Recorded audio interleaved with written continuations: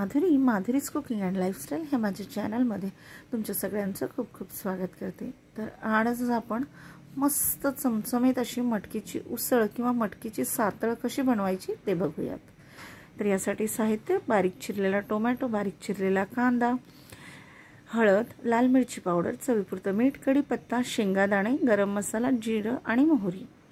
तर ह्यासाठी मी सर्वात आधी काल दुपारी मटकी भिजत घातलेली आहे आणि नंतर याला छान मोड आणून घेतलेले आहेत। आता दुसरीकडे मी कढईमध्ये तेल गरम करायला ठेवलेलं आहे। तेल अगदी छान मस्त कडकडीत गरम होऊ द्यायचं आहे आणि गरम झाल्याच्या नंतरच आपण पुढची प्रोसेस करणार आहोत।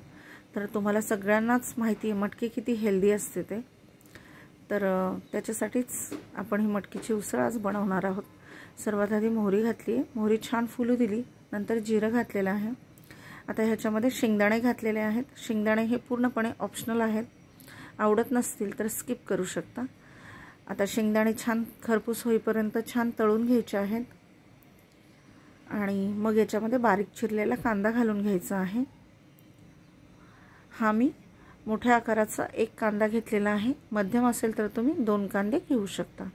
हा छान सोनेरी रंगावर येईपर्यंत मस्त परतून घ्यायचा आहे। ही मटकीची उसळ खायला खूप छान लागते। 7 ते 8 कढीपत्त्याची पानं घातलीत आणि थोडीशी हळद घातलेली आहे। मटकीची उसळ तुम्ही पोळी भाकरी बरोबर खाऊ शकता किंवा नाश्त्याला देखील खाऊ शकता। नाश्त्यासाठी हा एक बेस्ट ऑप्शन आहे।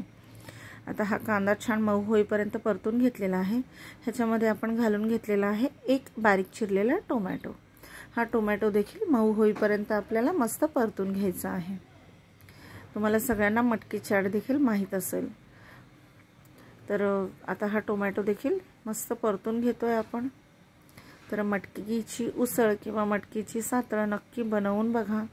चवीपुरतं मीठ घालायचं आहे आणि माझे व्हिडिओ तुम्हाला आवडत असतील तर चॅनलला लाईक, शेअर आणि सबस्क्राईब करायला मात्र विसरू नका। आता हे छान परतून झालं की आपण ह्याच्यामध्ये मटकी आणि बाकी मसाले घालून घेणार आहोत। आता छानपैकी मोड आलेली मटकी याच्यामध्ये घालून घ्यायची आहे। ही मी स्वच्छ धुवून चाळणीमध्ये पुसून ठेवली होती। आता ह्याच्यामध्ये आपण बाकी मसाले घालून घेणार आहोत।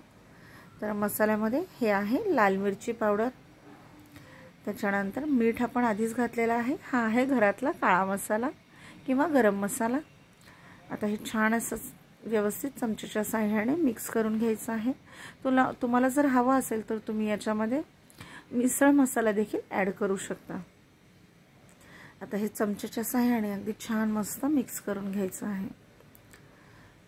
तुमच्यापैकी बऱ्याच जण नाश्त्याला मस्त मटकी, त्याच्यावर थोडंसं फरसाण, कांदा आणि लिंबू टाकून नाश्त्याला देखील मटकीची उसळ बनवत असाल आणि अगदी थोडंसं गरम पाणी आपण याच्यामध्ये घालून घेतलेलं आहे।